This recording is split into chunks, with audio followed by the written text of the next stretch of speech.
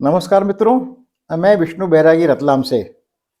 रतलाम में अभी-अभी एक बड़ा प्रतिष्ठापूर्ण आयोजन संपन्न हुआ, जिससे रतलाम की इज़्ज़त बढ़ी, रतलाम के साहित्य जगत में व्यंग्य की इज़्ज़त बढ़ी। ये आयोजन था ज्ञान चतुर्वेदी राष्ट्रीय व्यंग्य सम्मान समारोह। ये 8वां सम्मान समारोह था 2024 का। इससे पहले ये समारोह प्रायः भारत के महानगरों में और बहुत बड़े-बड़े शहरों में आयोजित होता रहा है।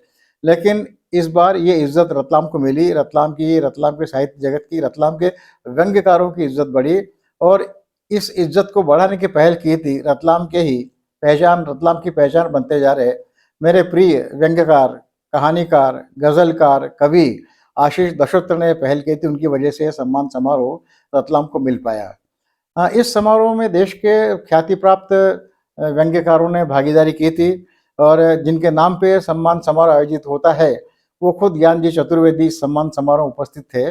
उन्होंने सारे अलंकरण दिए थे, लोगों को सम्मान दिए थे।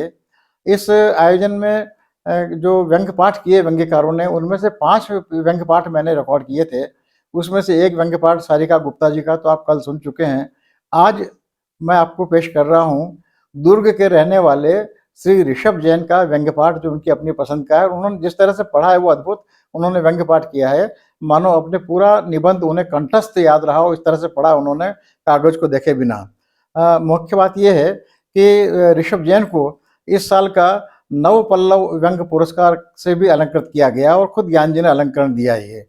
इससे पहले कि आप ऋषभ जैन की उनकी आवाज़ में उनका प्रिय निबंध सुने, मेरा चैनल सब्सक्राइब कीजिए। बैरागी की बातें सब्सक्राइब करवाइए, इस वीडियो को लाइक कीजिए, लाइक करवाइए और अपने प्रिय निबंधकार की बात को आगे तक पहुंचाइए। और अब श्री ऋषभ जैन से सुनिए उनका प्रिय निबंध उनकी अपनी आवाज़ में। व्यंग्य का शीर्षक है कवि, कविता और गुण के शेयर। एक था कवि कविता लिखता और उसको फेसबुक और व्हाट्सएप में डाल देता। कवि के दोस्त वाहवाही करते। दोस्त बहुत थे कवि के पास। सोशल मीडिया में दोस्तों की कमी थोड़े ही होती है। फिर एक दिन कवि ने कविताओं की किताब प्रकाशित करा ली।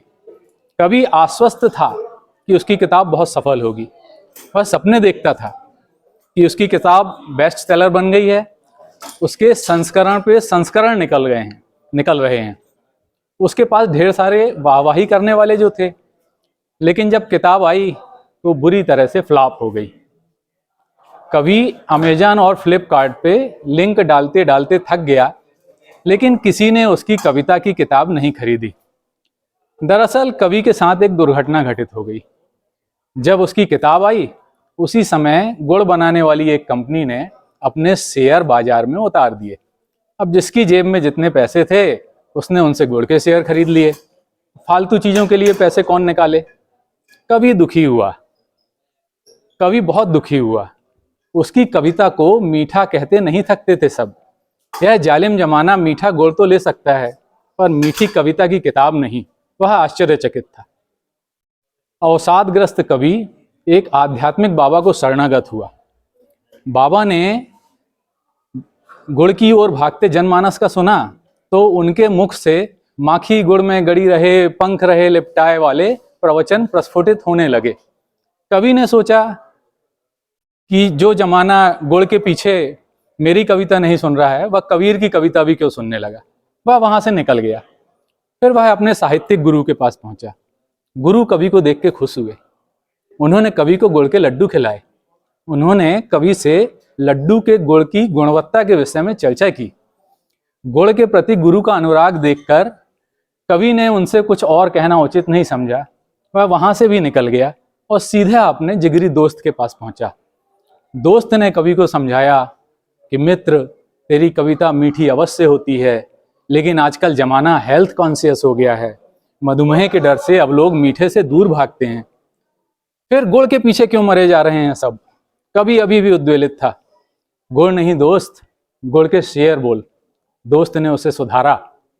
देख भाई, कल को बेचने जाएंगे तो गुड़ के शेयरों के बहुत अच्छे भाव मिल जाएंगे, लेकिन पेपर बैग में छपी कविता की किताब कोई कबाड़ी भी नहीं लेने वाला। अच्छा, तो कविता के शेयर लाए जाएं तो लोग टूट पड़ेंगे उन पे। कवि पे फिर से उत्साह की लहर जागृत हुई। दोस्त हंसने लगा।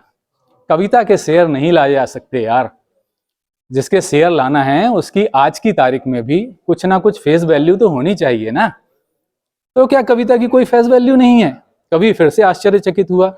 मैंने तो सुना है कि मंच के कवि हजारों लाखों झटक लेते हैं। अब दोस्त हंसने लगा। मंच के कवि कविता करते हैं, उसने व्यंग से कहा। उसकी एक आंख दब गई और वह इतना हंसा कि हंसते हंसते गिर गया।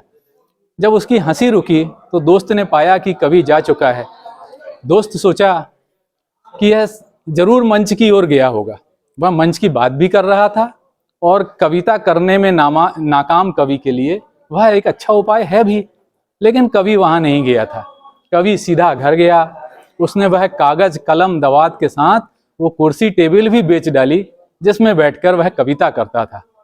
और इस प्रकार प्राप्त पैसों से कवि ने भी गुड़ के शेयर खरीद लिए। अब कवि बहुत खुश था, बहुत खुश।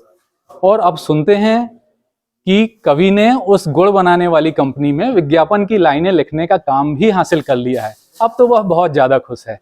धन्यवाद।